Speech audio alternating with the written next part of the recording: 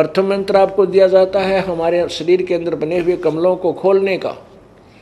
शरीर के अंदर रीढ़ की हड्डी के अंदरली तरफ हमारे अंदर एक कमल बने हुए आंतड़ीसी हैं, तो उन कमलों को खोलने का मंत्र है।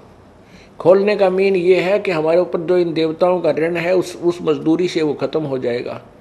वो हमें आगे जाने देंगे जब हम सतलोक जाने की तैयारी करके चलेंगे। और ये 2 मंत्र का जो जाप है सतनाम वाला, जिनको सतनाम प्राप्त हो चुका है उनको अंडरस्टूड है, उनको ज्ञान है। उसमें एक ओम मंत्र है और एक तत्व है जो सांकेतिक है, जिनको मिल चुका है हमको पता है।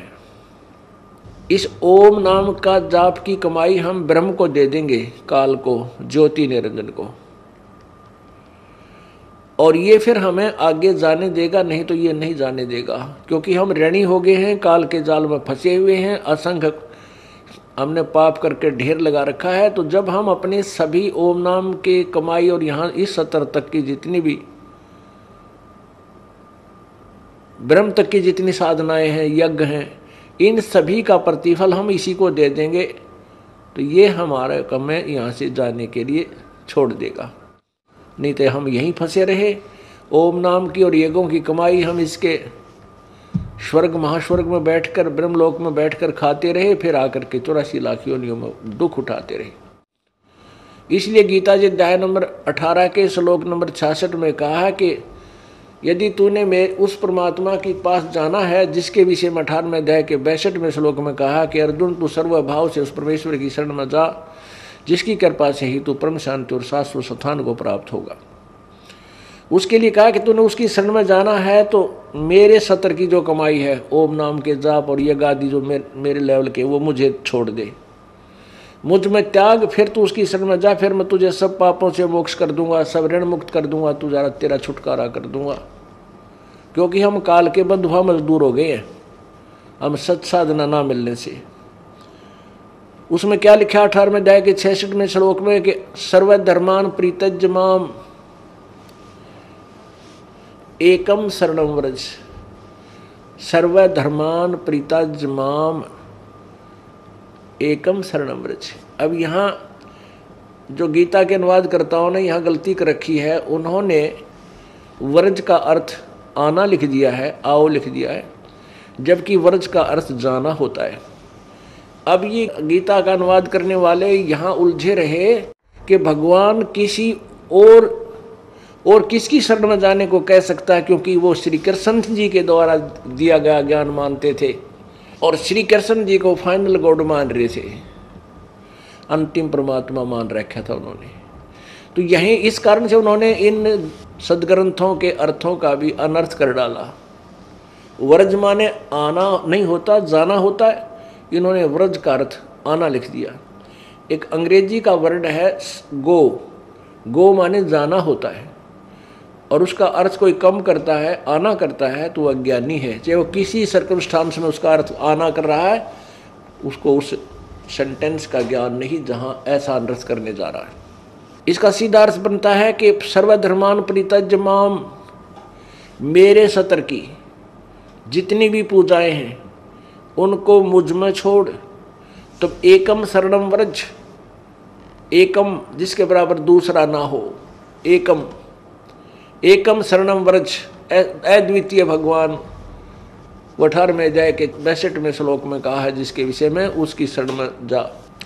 और 15वें अध्याय के 1 से लेकर 4 में वही विवरण किया है। और 15वें अध्याय के गीता जी अध्याय नंबर 15 के श्लोक 16 और 17 में भी 3 परमात्माओं का जिक्र करते हुए 17वें श्लोक में कहा कि वही परमात्मा पुरुषोत्तम है। उत्तम पुरुष तो अन्य है जो ऊपर वाले दोनों से भिन्न है।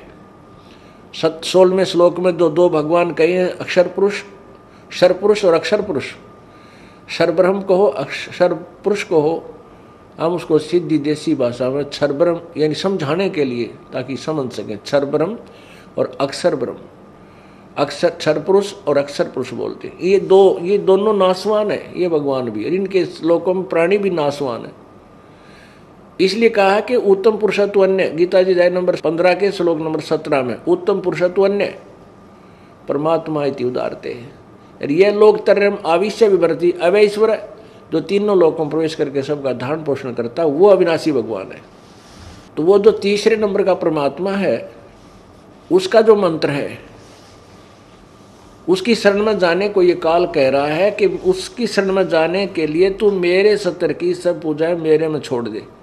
फिर उस एकम शरणम व्रज, एकम जिसके बराबर दूसरा कोई नहीं है, ओनली वन, एलोन, उसकी शरण में जा।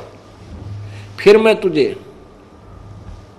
अहम तवा सर्व पापेभ्य मोक्षामी मां शुच, मैं तुझे फिर सब पापों से मोक्ष कर दूंगा, तू चिंता ना करे। अब अंदर से तो रो रहा था अर्जुन, ऊपर से डरता हाँभ रहा था इसी भूंडी शकल देख कर उस काल भगवान की। तो अंदर से जान रहा था कि घबराया हुआ है। फिर उसका दिल डांटने के लिए तो उसकी शरण में जाना है तो तत्वदर्शी संत खोज ले और मेरे सतर की सब पूजा मेरे पास धर दे, मेरे को दे दे। तो हम इस ओम नाम के जाप की कमाई और यज्ञ हवन आदि जो है, इनका जो प्रतिफल है हम इस काल भगवान ब्रह्म को दे देंगे, जो 21 ब्रह्मांड का स्वामी है, जो ब्रह्मा विष्णु महेश जी का पिता है। फिर ये हमें छोड़ देगा। फिर हम चलेंगे आगे को परब्रह्म यानी अक्षर पुरुष के लोकों को पार करते हुए। बहुत लंबा क्षेत्र है, 7 सांख ब्रह्मांड है उसके लोक से हमें पार होकर जाना है। तो उसके लोक का किराया देना है, टैक्स देना है, वो तत्व मंत्र है। वो तत्व मंत्र की कमाई इस हम परब्रह्म यानी अक्षर ब्रह्म को दे देंगे। और जो सत्य शब्द